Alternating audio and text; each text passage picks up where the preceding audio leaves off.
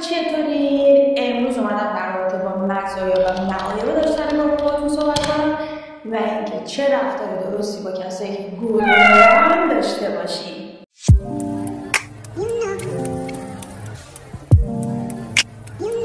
بخش اول بذارید بهتون بگم که من یه گربه دارم که اسمش بامشیه. در اصل برگرفته از زبان مازندرانی که بهش میگن بامشی و بامشی یعنی اینکه شی یعنی میره، بام یعنی بام، یعنی کسی که یا چیزی که به بام میره. برای همین اسم گربه رو تو شمال گذاشتن بامشی. ولی من چرا گذاشتم بامشی؟ به خاطر اینکه بر وزن بامزی بود و بامزه بود، میخواستم که اون اش حذف بشه و گذاشتم بامشی. به مناسبت 2 ساله شدن بامشی من گفتم یه کلیپ بگیرم کلن راجع به گربه صحبت کنم، چون میخواستم تقریبا تجربه هم کامل بشه و بعد باهاتون در میون بذارم. خیلی تو اینستاگرام ازم میپرسیدن ما میخوایم گربه بیاریم چیکار بکنیم و اینا. گفتم که بهترین حالتش اینه که یه ذره به خودم زمان بدم. درسته تجربه دیگران میتونه به کارم بیاد، ولی گفتم به خودم زمان بدم و ببینم و قشنگ خودم حس کنم و بعد اون تجربه رو باهاتون در میون بذارم. ما بامشی رو تقریبا 2 سال پیش بود که از زیر یه تانکر آب پیدا کردیم و چشاش اینجوری و پاسیلش آسیب دیده بود. آوردیمش خونه که تا احیاش بکنیم و ببریم برگردونیمش به طبیعت، چون از این کار زیاد کرده بودیم. توی تایم فروردین و اردیبهشت، چون تایم زایمان اکثر گربه هاست، ما خیلی موضوع برام پیش اومده بود که اومده بودیم و احیا کرده بودیم و برگردونده بودیم پیش مادرشون. ولی خب چون پای بامشی خیلی آسیب دیده بود و زمان میبرد تا خوب بشه، تایم بیشتری پیش ما موند و اینجوری بود که مادرشون رو نپذیرفت، به خاطر اینکه کاملا بوی انسانی گرفته بود. جدا از این، بامشی جزو اون گربه هایی بود که مادرشون رو نمیخواست و رهاش کرده بود، چون همه گربه هاشو جابجا کرده بود و فقط یک گربه مونده بود، اونم بامشی بود. این طبیعت گربه هاست، طبیعت گربه های ماده است که وقتی حس میکنه که نمیتونه از بچهش نگهداری بکنه، میاد اینو تو طبیعت رها میکنه تا طبیعت اینو احیا بکنه یا از بین ببرتش. و خب چون گربه های سفید اکثرشون نقص ژنتیکی دارن، توی طبیعت دووم نمیارن و زود از بین میرن. ما اینو نمیدونستیم، یعنی اون روزی که بامشی آورده بودیم احیا کنیم هیچ اطلاعاتی راجع به این موضوع نداشتیم. خب بیایم اول از مزایاش شروع بکنیم. ببینید گربه خیلی مستقله، یعنی جوریه که شما 1 روز کامل یا 1 روز و نصفی کامل میتونید تنها خونه بذاریدش و حالش خیلی خوبه، اصلا مشکل نداره و به تنهایی میتونه به کاراش رسیدگی کنه، بازی کنه، بخوابه، بخوره، هر کاری که دوست داره بکنه. اما باید غذاشو تا یه حدی بذاری. این یکی از مزایای میتونم بگم بولشه، چون همه ما امروز درگیر کار و اینا هستیم و خب نمیتونیم مدام هی پتمون همراهمون باشه، چون سگ اینطوری نیست، زیاد نمیتونه تنها بمونه. یکی دیگه از مزایای داشتن گربه اینه که توی آپارتمان هیچ صدایی ازش در نمیاد. میتونه خب خیلی کمک کنه برای کسایی که دوست دارن پت داشته باشن و قراره که مثلا سگو جایگزین کنن، اما صاحبخونه یا اهالی ساختمون معترضن. هرچند که من اصلا مخالف این کارم، چون 4 دیواری اختیاری و الان دیگه همه عملاً پت دارن. اینکه بقیه همسایه‌ها صداشون در میاد فقط ممکنه نزدیک 3-4 صبح جوری هایپر بشه که مبلمان خونتون رو به صدا در بیاره، دور خونه میچرخه، چون تایمیه که نمیدونم انرژی خاصی بهش وارد میشه، دوست داره بازی کنه. چیه یه تایم گرگومیشی بین شب و صبح، یعنی اون تایمی که کم کم هوادار روشن میشه است، که تو بعضی از گربه‌ها خیلی ملوتره. مثلا بامشی اینطوریه، یعنی اصلا اونقدر هایپر نمیشه مگر اینکه طی روزش خیلی تنها بوده باشه، وگرنه نه من یادم نمیاد مثلا به اون شکل هایپر شده باشه، یادم نمیاد. یکی دیگه از مزایای داشتن گربه اینه که شما عشق بسیار عمیقی رو حس میکنید. چرا؟ گربه موجودی بسیار درونگراست، یعنی تمام خشم، تمام علاقش، تمام اون احساساتی که باید بریزه بیرون رو تو خودش نگه میداره و شما مجبوری برای به دست آوردنش یه سری کارا برای گربه بکنی و این عشق بین شما و گربه یه چیز درونی میمونه. و این حس عمیق بین گربه و انسان واقعا چیز عجیبیه. من خودم همسرم تجربه داشتن سگ رو داشته و اصلا هیچ جوره با گربه زیاد کنار نمیاد، نه اینکه دوستشون نداشته باشه، به عنوان پت نمیپذیرفتش. الان از وقتی که بامچی اومده اصلا دنیاش عوض شده، میگه واقعا اصلا یه چیز دیگه است و واقعا عشقی که گربه به انسان میده یه عشق عجیبیه. چون میدونید که ما کلا اینجوری هستیم که همیشه دوست داریم یه عشق مخفی رو تجربه بکنیم و اینکه اینجوری تو سینی برامون عشق بیارن زیاد برامون جذابیت نداره و اینجوری میشه که شما بیشتر جذب گربه میشه. البته که کسایی که سگم دارن این حس رو دارن، اما در رابطه با گربه، چون گربه اصلا هیچ میمیکی نداره، یعنی مثلا سگ دیدین بعضیاشون لبخند میزنن، اکثرشون لبخند میزنن البته، اما گربه ماهیچه‌های لبخند نداره رو صورتش، یعنی اصلا شما نمیفهمی این که راضی ازت که ناراضیه و این حس مخفی بودنه یه حس خیلی جذابی به شما و اون گربه‌تون میده و یه کانکشن بسیار عمیقی رو بین شما برقرار میکنه. و مهمترین چیزی که در رابطه با داشتن گربه به عنوان پت هست و من همیشه به کسایی که میشناسم میگم، میتونم اسمشو بذارم مزایا، اینه که بچه‌ها سعی نکنید گربه رو بخرید. ببینید توی خیابون پر از گربه هایی هستن که نیاز به سرپرستی دارن و یکی از اصلی ترین نژادهای گربه همین DSH ها هستن. گربه های پرشین، گربه هایی که اسکاتیشن، گربه هایی که فولدن، اینا همشون دستساز بشرن و اصلا وجود ندارن و اکثرشون دارای نقص ژنتیکی هستن. این همه دکترها هم تایید میکنن، میتونید هم راجعش سرچ بکنید. من بهتون پیشنهاد میکنم اگر گربه دوست دارید و دوست دارید گربه تو خونه داشته باشید، کلی گربه هست که شما میتونید به سرپرستی بپذیرید و چقدر خوشحال میشن که بیان پیش شما و زندگی بکنن. نه هزینه‌ای برای گربه دادید، نه بیماری زیادی رو مجبورید به خاطرش هی برید دکتر رو بیاید و اینا، نه اصلا اینا هیچ کدوم نیازی نیست. اگر دقت کرده باشین DSH یکی از گربه هاییه که اصلا شیطنتش هم بیشتره نسبت به اسکاتیشا، فولدا، بریتیشا یا بقیه نژادهایی که ساختگی دست بشره، انرژی بیشتری داره و واقعا شبیه شیر. یعنی شما راحت میتونی یک حیوان اصیل رو پیش خودت داشته باشی، نه اینکه بری خریداری بکنی و بیاری و بعد از یه مدت که سنشون میره بالا مشکلات زیادی رو دارن. من دقت کردم کسایی که بریتیش دارن بعد یه مدت مثلا دچار مشکل کلیه میشن به خاطر که گوشه بسیار کوچیکی دارن و این گوش ها یعنی که قضرف این بچه کمه و خب باعث میشه که کلیهش به مشکل بخوره. یا اونایی که مثلا پرشین دارن چشماشون همش در حال عفونت کردن و اینا، یعنی یه چیز سالمی نیست. و تو DSH ها خیلی از بیماراتی که این بندگان خدا میگیرن اصلا وجود نداره. تو DSH مثلا ممکنه کبد چرب بگیره چون زیاد میخوره، فعالیتش کمه، چون گربه‌ها کلا عرق نمیکنن و این عرق نکردنه باعث میشه که اینا دیر لاغر بشن و این باعث میشه که شما باید غذا و رژیم غذایی اینا رو حسابی کنترل بکنید که دوچار به قول چاقی نشن و کبد چرب نشن. بنابراین من به شما پیشنهاد میکنم اگر واقعا گربه دوست دارید، خواهش میکنم خالصانه نرید بخرید و به این کسایی که به اصطلاح بهشون میگن توله کش کمک نکنید. بعضیا میگن نه ما رایگان این کارو میکنیم، مثلا یه گربه زایمان کرده و ما میخوایم بچه‌هاشو مثلا پخش بکنیم که پیش خودمون نمونه. باشه، فرقی نمیکنه، شما داری به اون چرخه کمک میکنی.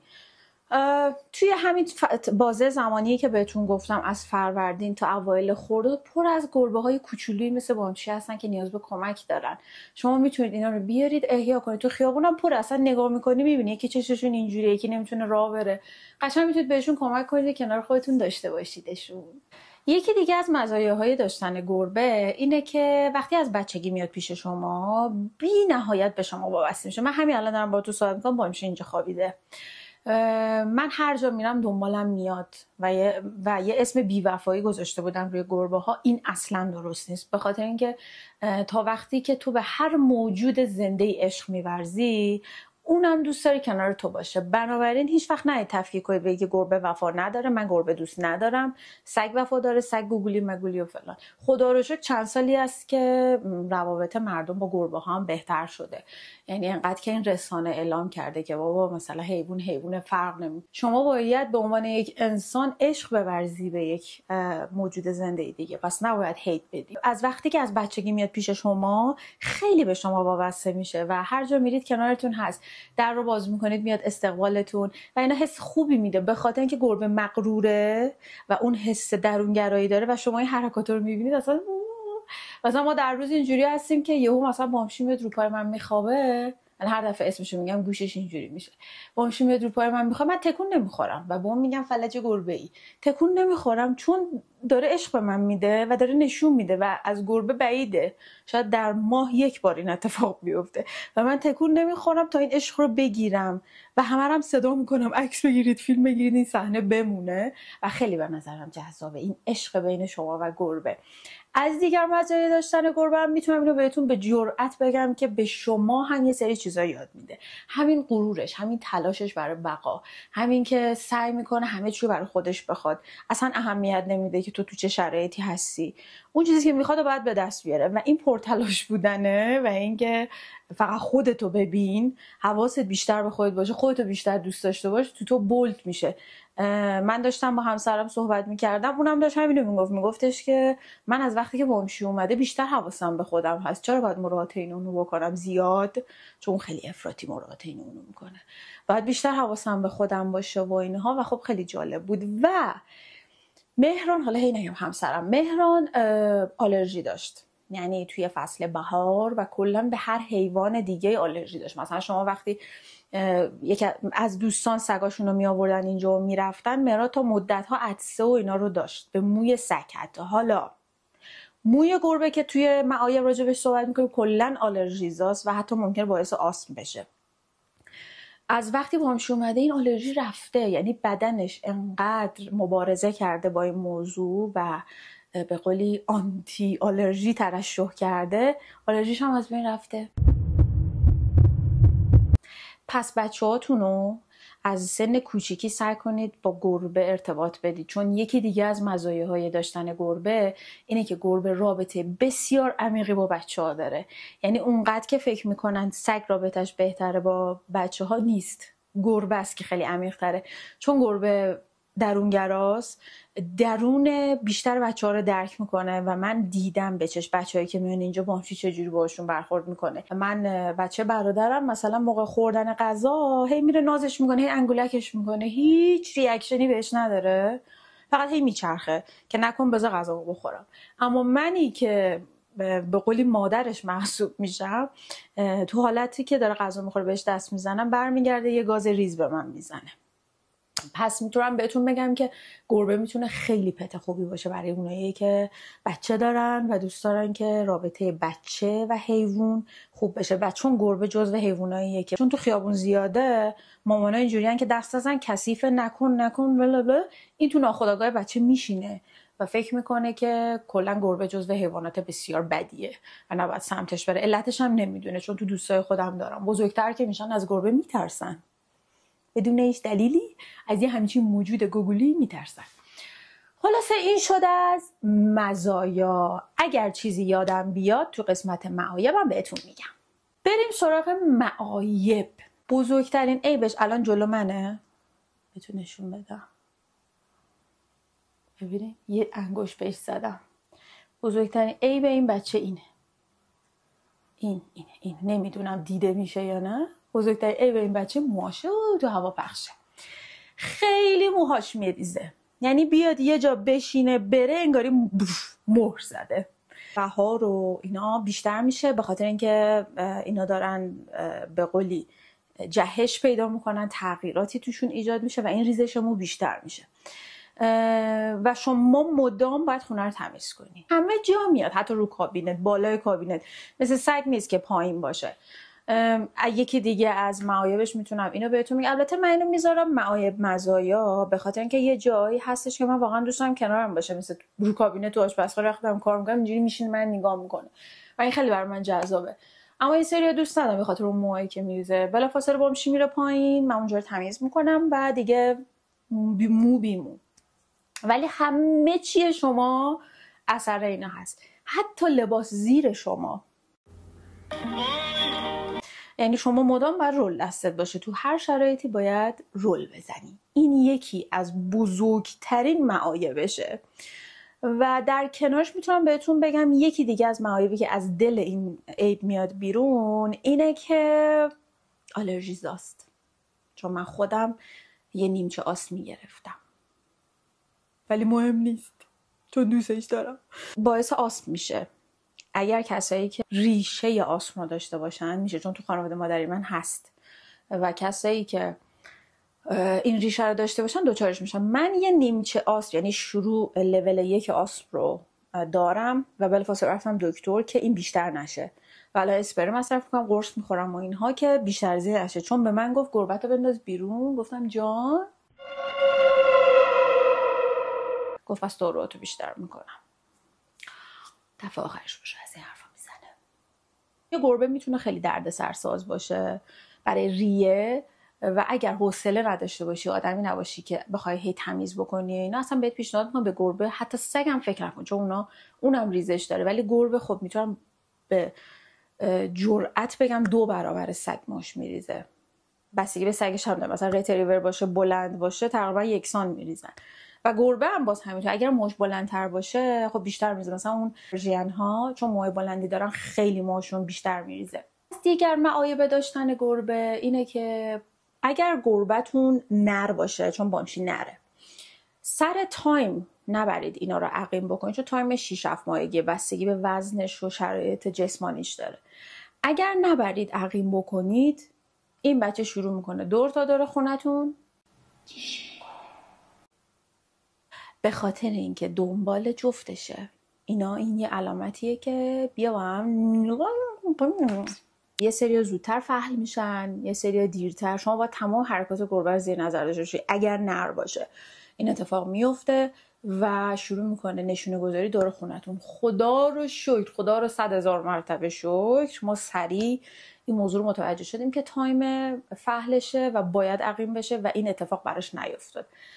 و گفتم در کنار عیب ها خوبی هارم میگم، خوبی عقیم شدن و خوبی این که شما گربه از بیرون بیاری و اینو عقیم کنی نگهداری اینه که به زاد و ولد بیش از حد اینا کمک میکنی. اینها توی دنیای انسانی دووم نمیارن. اون گربه هایی که توی طبیعتن، توی جایی هستن که شهرنشینی نیست، پرفکت زندگیشونو بکنن و لذتشو ببرن. اما این گربه هایی که داخل شهرن، تو کوچه خیابون میبینیم بعضیشون تلف میشن، تو اتوبان آسیب میبینن، به خاطر اینه که عقیم نیستن و اونا بیش از حد فعالن. و جدای از این که اون اکتیو و فعال بودنشون بهشون صدمه میزنه، خب چون عقل درست‌حسابی واقعا گربه نداره، خیلی بازیگوشه، اصلا متوجه نمیشه داره چیکار میکنه، همون کارو میره انجام میده، خودخواهیشه ها. جدا از این که باعث میشه که این فعالیت کم بشه، به اینا کمک میکنه که بدن سالمتری داشته باشن. کسایی که توی ماده‌هاش حتی مشکلات تخمدان و رحم و اینا نمیگیرن، توی نراش هم همینطور، وقتی عقیم میشن آسیب کمتری بهشون میرسه و میتونم بگم عمر بیشتری حتی میکنن، چون دیگه درگیر مسائل مقاربتی و این چیزا نیست. من شانسی که آوردم زود فهمیدم این بچه فحل شد و رفتم و عقیمش کردم.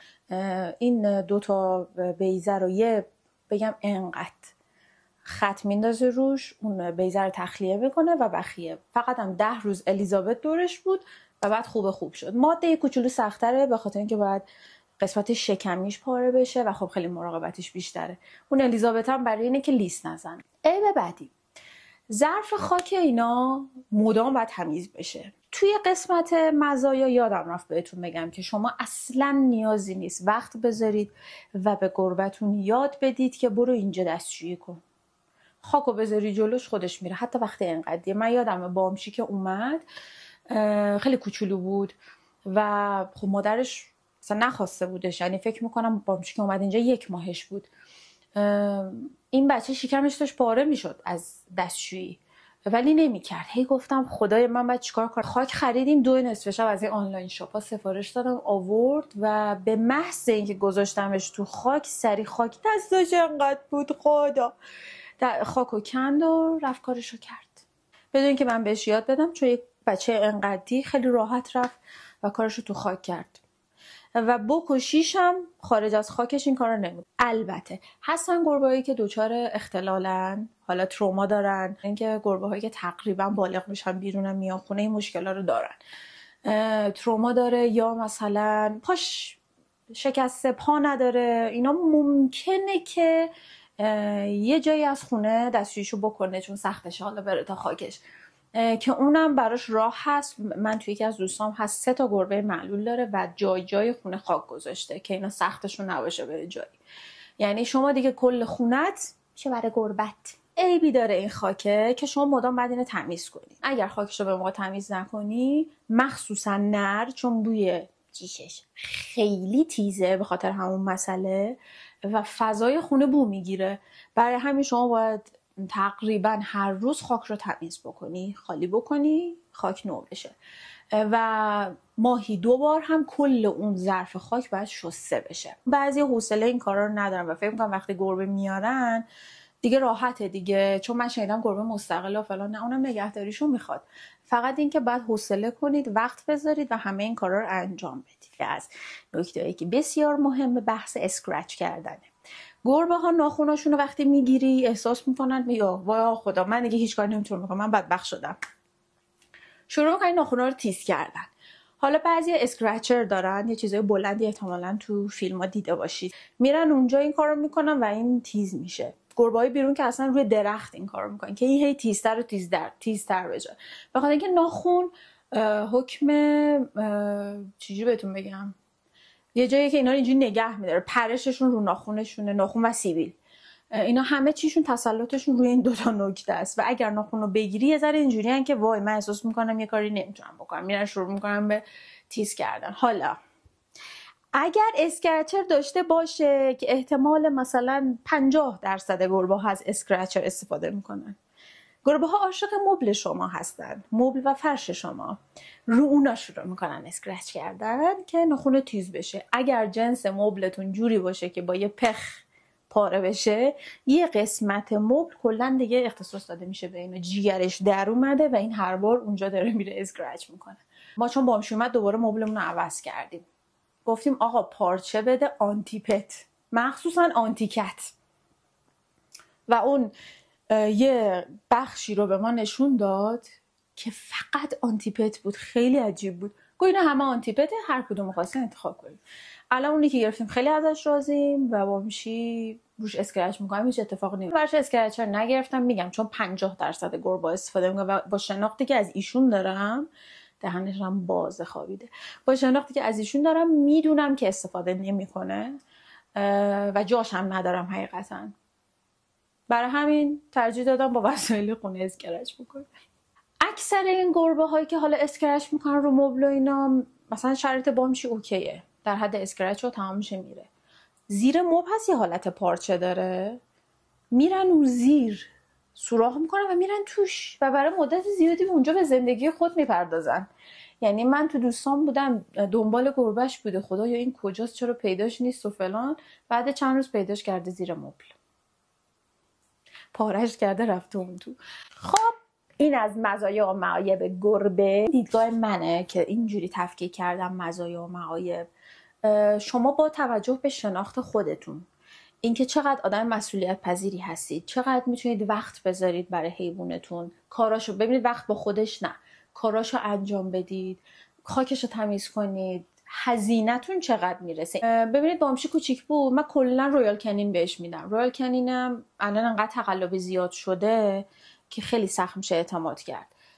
با دکترش مشورت کردم و دکترش یه جای خیلی خوبه برام معرفی کرد، گفت میدونم که از جاهای دیگه خارج از ایران میارن، یک مقدار گرونتره ولی میارزه، که شما گربتون سالم پیشتون زندگی بکنه. ما دیگه میریم از اونجا میخریم. رویال کنین کوچیک بود، کیتن بهش میدادم، یه رفلاکس قاطیش میکردم. میخواستم ترکیبی عادت کنه که فقط به کنین نباشه، خوشش داشت بشه. غذای ترم بهش میدادم، یعنی مرغ آبپز میکردم بهش میدادم. الان مامشی جوری شده که منم میخوره، کوکو سبزی میخوره، کت ماست میخوره، رشته خوشکار هم میخوره. این بحث غذای اصلیه، کنارش بستنی هست، جایزه‌های مدادی هست، خود خاک هزینه است. هزینه هاشو براتون آخر کلیپ هم لیست میکنم که ببینید. همه اینا هزینه است و اون فرچه ها هر بار که رولش رو باید بخرید هم باز هزینه است. و یه نکته آخر بهتون بگم در رابطه با کسایی که نمیدونن چجوری باید با کسایی که گربه دارن برخورد کنن. نه فقط گربه، با سگ، اما با گربه بیشتر دیدم. کسایی که صاحب سگ هستن کمتر اذیت میشن، به خاطر اینکه سگ خیلی عادی تره انگاری. وقتی میاید خونه ما، درامش کردم، وقتی میاید خونه ما ایشو پیف نکنید. گربه من هر جا دوست داشته باشه میره. من اگر به شما احترام میذارم و گربه‌مو از شما جدا میکنم، میگم برو کنار فلانی بدش میاد، به احترام تو دارم این کارو میکنم، پس بدترش نکن. اگر دفعه دیگه اومد سمتت، دلت هم بخواد، یک بار میتونم رهاش کنم. وقتی دوست داره تو رو بو کنه، وقتی دوست داره با تو ارتباط بگیره، تو هم سعی کن یه ذره اون تابوتو بشکنی، یه دستی بهش بزن، باش ارتباط بگیر، شاید خوشت اومد. یه نکته دوم، تز نده. میای اینجا چرا تز میدی که موی این باعث میشه تو نازا بشی؟ اگر موی این باعث میشه من نازا بشم، من موی اینو میخورم که نازا بشم. این باور غلطه. موی گربه به هیچ عنوان نازا نمیکنه. یه موضوعی هست که در رابطه با گربه و این اختلال نازایی رو ایجاد میکنه، اونم در چه شرایطیه. مدفوع گربه بیمار، گربه‌ای که دارای انگل توکسوپلاسموز هستش، اگر با شما تماس مستقیم داشته باشه، گربه بیمار، نه گربه سالم که تو خونه است واکسنش سر جاشه، ضد انگلش سر جاشه، گربه بیماری که مدفوعش توکسوپلاسموز داره و شما داری خاکش رو عوض میکنی، دستت به هر نوع اتفاقی هر جوری خورده بهش و یادت رفته بشوری و بعد بذاری به دهنت، شما دچار اون توکسوپلاسموز میشی. اگر باردار باشی، اون بچه از بین میره. اگر باردار نباشی، تو دچار توکسوپلاسموز میشی و ممکنه کور بشی.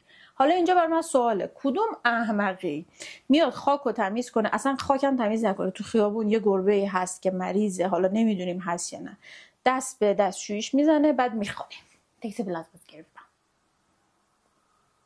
خواهشاً راجع به حرفایی که میخواید بزنید یکم مطالعه کنید و بعد بیاید به صاحب گربه این حرف رو بزنید. من یه کوچولو آسپ گرفتم به خاطر اینکه ریشه خانوادگی داشتیم، یعنی اگه بامچی نبود ممکن بود دوچارش بشم. این هیچ ربطی به بامچی نداره. چرا؟ چون مهران آلرژیش خوب شد. میای اینجا نظر پزشکی نده. این شد تو. 3. تا کی زنده است؟ چند سال عمر میکنه؟ بمیره میخوایی چی کار کنی؟ سوالات مسخره. زنده است تا وقتی که تو رو نکشه، زنده که تو از بین رفتی، اونم یه فکری به حال خودش میکنه، انشالله بیشتر از تو عمر میکنه، تو رو میکشه، بعدش بازم زنده است. این سوالای مسخره رو نپرسید، راجبش مطالعه کنید تو تنهایی خلوت خودتون. اگر ذهنت درگیره که گربه چند سال عمر میکنه، بشین بخون. ماشاءالله الان چت جی پی تی هست، همه میرن سراغش رو سرچ میکنن. من هیچ وقت نمیخوام حیوان خونگی رو با بچه مقایسه کنم، چون بعضیا میگن این بچه‌مه، این چه سال. نه، به نظر من جایگاه حیوان انقدر بالاتر از انسانه که شما نمیتونی بیای بگی که گربه من حکم بچه منو داره. به نظر من حتی ارزشش بیشتر از بچه است، چون انسان بسیار موجود پیچیده‌ایه. بچه نهایت تا 2-3 سالگی یه شخصیت پاکیه، از 3-4 سالگی بعد اون پیچیدگی‌های پدر مادر رو ژنشو داره میگیره و از دید من دیگه اون پاکی رو نداره. و من هیچ وقت نمیام حیوانمو با بچه‌م بگم همدمم، چجوری بگم، همراهم، یه عضو خانواده‌ام، ولی نمیتونم بیام بگم بچه‌مه. بنابراین برای کسایی دارم میگم که میان سوال میکنن، شما حق نداری از اینکه بدونی همدم من چقدر عمر میکنه از من سوال کنی، چون میدونی که این سوال به من آسیب میزنه. و 4میش، آره رو تختم میاد، رو کابینت میاد، باهاش میخوابیم، بیدار میشیم، رو تخت پر موه، هر موقع دلمون بخواد رول میزنیم، مبل رول میزنیم چون به مهمونمون احترام میذاریم، چون حالیمون احترام بذاریم به مهمون، درم مهمونمون داره میره براش رول میزنیم، چون بامچی رفته روش یا نمیدونم پاهاش جای دیگه گرفته براش رول میزنیم که تمیز بره خونه. اما به شما ربطی نداره که وای خونت پر موه بدت نمیاد. نه چون خونه اینه، خونه من نیست. دیگه بیشتر از این حرف بزنم باعث اعصاب خوردی و دعوامون میشه. اگر سوالی در رابطه با پت داشتید ازم بپرسید. سابسکرایب یادتون نره. کسی که دوستان راجع به گربه اطلاعاتی بیشتری داشته باشن حتما این کلیپ رو ارسال بکنید. امیدوارم که دوستش داشته باشید. خداحافظ. یه نکته که خیلی مهمه و باید بدونید اینه که گربه ها در روز فکر میکنم بالای 5-6 بار خودشون رو تمیز میکنن و چون زبونشون زبره حسابی بدنشون تمیز میشه و اصلا نیاز به حموم رفتن ندارن. من بامشی 1 بارم حموم نبردم، ولی ببینید چه گل و سفیده. پس اصلا گربهاتون رو حموم نبرین چون اونا از آب متنفرن.